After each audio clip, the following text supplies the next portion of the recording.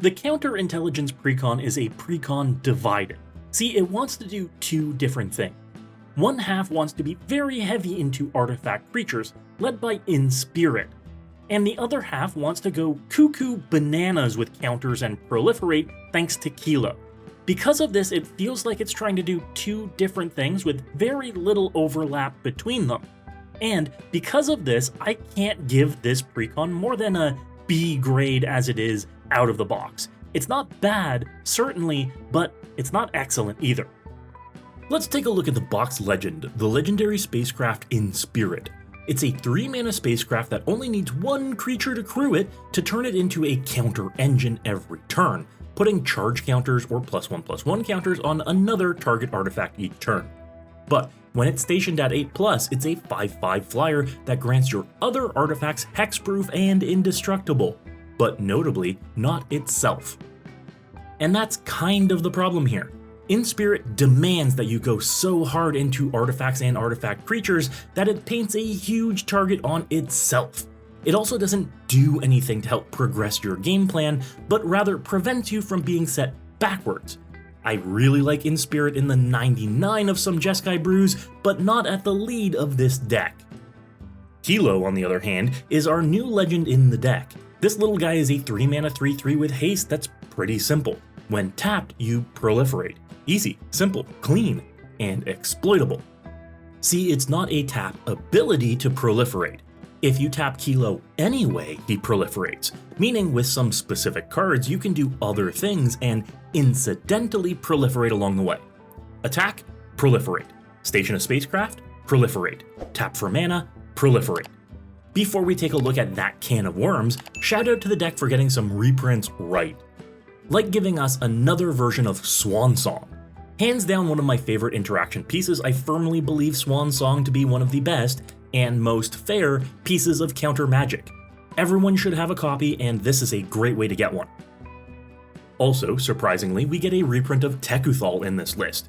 I totally understand why. It's a value multiplier for Kilo, but does nothing on its own, so it's kind of a head scratcher. It's still about $10, so it's a good card to get in a precon. And a much overlooked card in Ripples of Potential. We first saw it during Return to Ixalan's commander decks, but Ripples of Potential is an A+ gotcha spell in blue, which is hard up for gotcha spells, usually relying on counter magic instead. This is a perfect way to turn that board wipe into a one-sided board wipe for just 2 mana. Along with reprinting one of the best artifact win cons ever, Cyberdrive Awakener.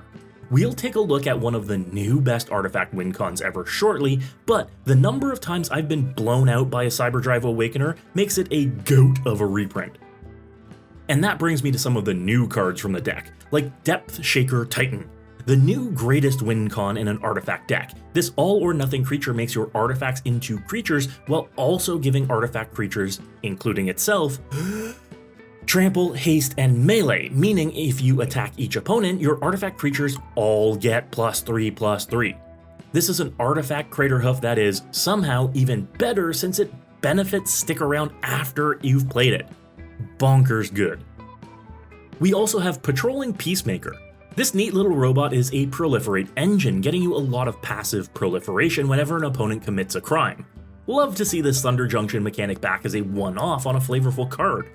By targeting anything you or your other opponents control, an opponent can let you grow any of your counters, including the ones on this guy.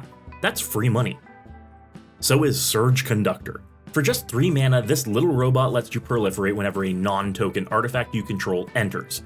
It's not complicated, but it sure is good. By just casting mana rocks or by blinking artifact creatures, you can pop off with him for more free value. Proliferating for things you're already doing is amazing. I like him a lot better than Flux Channeler in a deck like this. Now, shout out to Solar Array. I love Sunburst as a mechanic since, again, it's free value. And this is a 3 mana rock that gives any artifact creature you cast Sunburst. Fun fact, Sunburst stacks, so casting an Etched Oracle through a Solar Array and adding a color apart from Jeskai in this deck can have it enter with 8 counters on it. And if you're able to tap and untap the Solar Array, then you can give the next artifact creature spell you cast multiple instances of Sunburst. This is very, very cool, especially when combined with Lux artillery in the deck to keep doming opponents over and over again. And I want to shed a spotlight on Moxite Refinery. This artifact may seem pretty benign at first, but you can get pretty crazy with it pretty fast. It lets you convert counters of any kind on a permanent you control into +1/+1 or charge counters. When you factor in possibilities to get lots of charge counters on artifacts like Vexing Puzzle Box or Eternity Vessel, it means that you can very, very easily power up creatures or other artifacts that need tons of counters on them. I'm looking at you, Millennium Calendar, but even putting, say, 40 charge counters onto a Pentad Prism is a good way to suddenly have more mana than you'll reasonably ever need. Pretty busted in my opinion. And lastly, sneaky favorites in this deck are the new lands of Radiant Summit and Glittering Massive. These new red and white dual lands are the latest addition to the Tango and Cycling lands cycles, respectively, helping fill out some of the enemy pairings where we've previously only seen the allied pairings. Being typed dual lands is huge, allowing them to be fetched by anything looking for basic land types, and are good additions to the game even if they've often entered tapped rather than untapped. Next, I want to address the elephant in the room. Wizards has recently announced that they're selling these precons with upgrades bundled via Secret Lair. That stinks, mostly because it takes sales away from hard-working local game stores, but also because their upgrades are terrible. They're recommending adding Aethersworn Canonist to the list, which really only works if you're making the deck with nothing but artifacts and otherwise really hinders you from casting your own non-artifact spells. Adding a Foundry Inspector, again, only matters if you're 99% artifacts in the deck, and is like a 5-cent card. Why would you buy this from a Secret Lair? They also chose to include Goblin Engineer as an upgrade, which is insulting because they could have chosen the considerably better Goblin Welder as an addition. They aren't restricted to what they can include. Goblin Welder isn't on the reserved list, so why include a compromise of a card in these so-called upgrades? Dance of the Manse is a cool addition, sure, but isn't really what the deck wants to do. Yes, it'll reanimate some artifacts or enchantments, but it's expensive, and unless you've been blown out, you have no way of stacking your graveyard with artifacts to pull back. Which is kind of where I see the Arcbound Ravager recommendation making sense in the deck. I like Ravager as a card, and I don't really like it much here. Yes, it's something to do with counters and a way to move them around in a pinch, but what was stopping Wizards from putting the Ozolith in here instead? I see this as insulting. It's insulting to the game stores that work so hard to sell the Wizards products. It's insulting to the creators that actually put thought into recommendations, and it's insulting to you as a player for making you think these choices are good in this deck. You can do a lot better. There's like so much we can do with this deck, including go infinite with a ham sandwich. My upgrades put Kilo at the helm of the deck to show you just what it's capable of without insulting your intelligence. Now let's get to the fireworks factory. What are we adding? And here's where I'll trot out the ever-breakable auras of Freed from the Real and Pemin's aura. Surprise, these two break this little guy in a few ways. Armed with any way to tap on demand, like a vehicle, a spacecraft, or a mana rock, you can go nuts. Relic of Legends is a perfect example here, as it's not only a way to tap Kilo, but to make the mana to untap him on demand. Kilo, Relic, and either aura gets you infinite proliferates. If you're using a vehicle or a spacecraft to tap Kilo, you'll also need either a Pentad Prism or a Crystalline Crawler, already in the deck by default, to make the mana you need to untap it infinitely. Aura of Dominion works as an alternative here too, if you've got any of the previous mana makers in play, using it to tap and untap Kilo each time infinitely. Like I said, ham sandwich. If you add in even a single poison counter from a Prologue to Phyresis on each opponent, this is game over on like turn 3. Darksteel Reactor is in the deck too for a simple non-combat win con with infinite proliferates without even having to wait for your upkeep to come back like other alternate win cons. Speaking of poison counters, Virulent Silencer may just be the new hot thing in this or any artifact heavy deck. 2 poison counters is 20% of a player's life total. In a deck where you have so many sources of proliferate, This is an instant clock on the game for just dealing combat damage with an artifact creature. And you're going to hear a lot of folks tell you to put Magistrate's Scepter in the deck. And if you're going heavy with Proliferate, it's a good call. Another vector to winning with infinite proliferates, allowing you to take infinite turns. Getting even a single charge counter onto the Scepter is the biggest hurdle you'll have to overcome, though, as that takes a staggering 7 mana to do.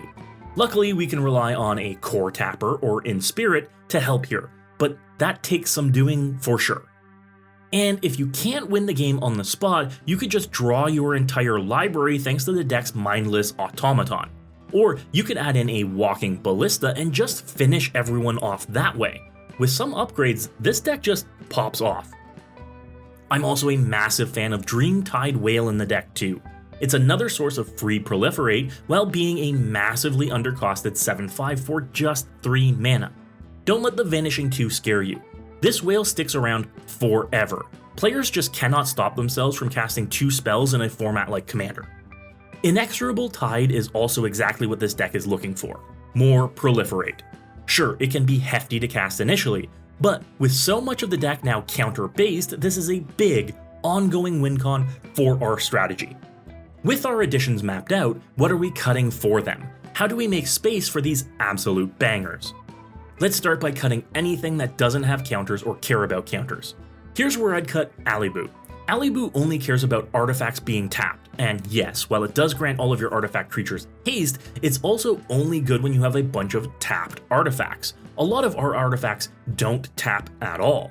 We aren't going to be attacking much in this brew until we're ready to win with massive creatures that have been proliferated a whole bunch, so Alibu isn't much use. I've also said it before, but unless you can cheat out an Angel of the Ruins with some reanimation, it's not great to have in a deck. You're better off with a Mana Rock over plane cycling it for 2 mana, and it really inflates our mana curve. Fumigate is also the wrong wrath for this deck. We've got Organic Extinction in the list. Why include a sculptable board wipe and a non-sculptable board wipe next to each other? Let's let our own stuff survive our own wraths and cut this poor excuse for an include. I understand why Soul Guide Lantern is in the deck. It's a way for any and all precons to have some kind of graveyard removal, especially when it's going to be paired up against the World Shaper precon, which uses its graveyard pretty heavily. But it's still not good.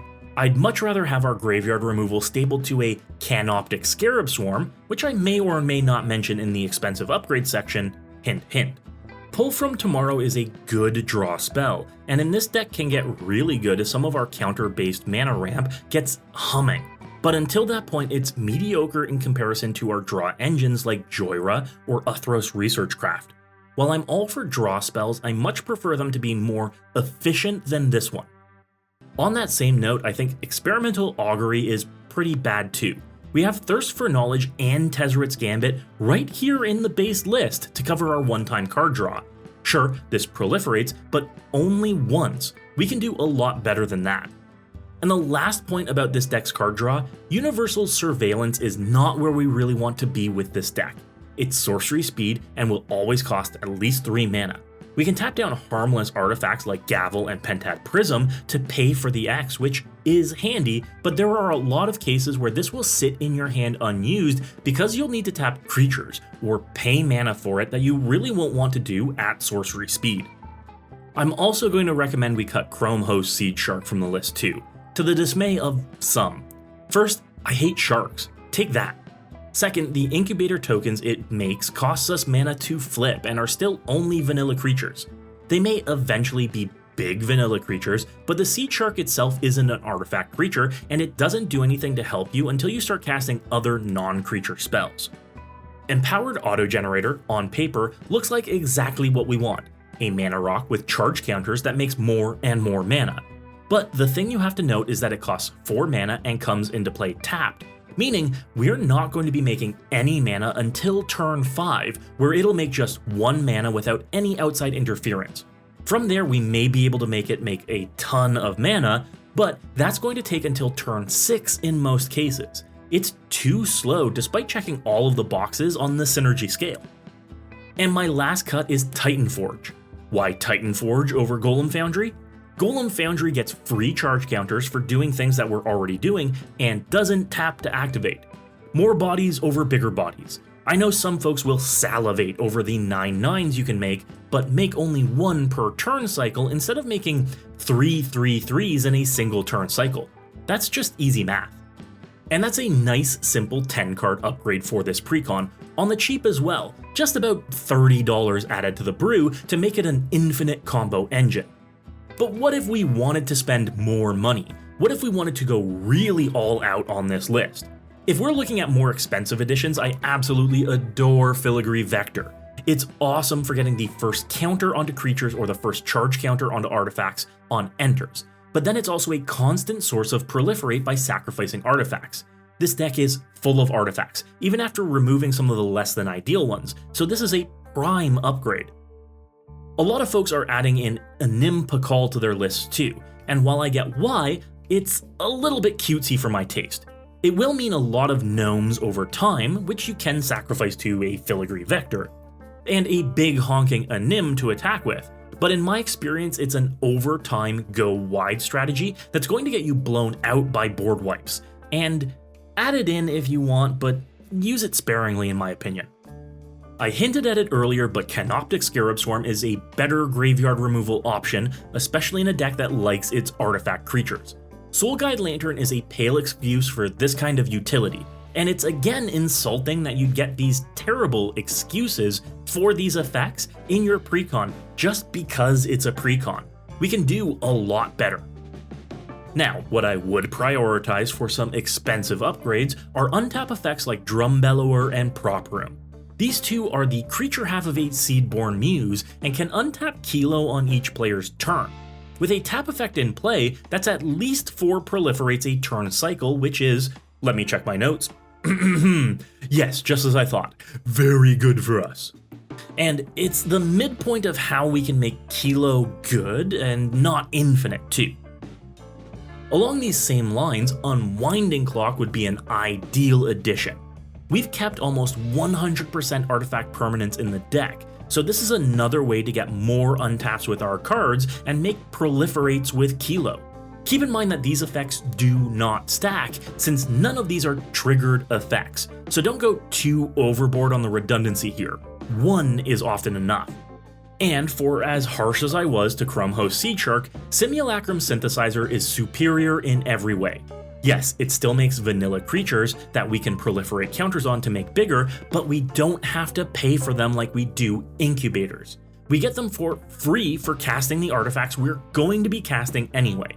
This one is a huge bonus synergy to have in this list.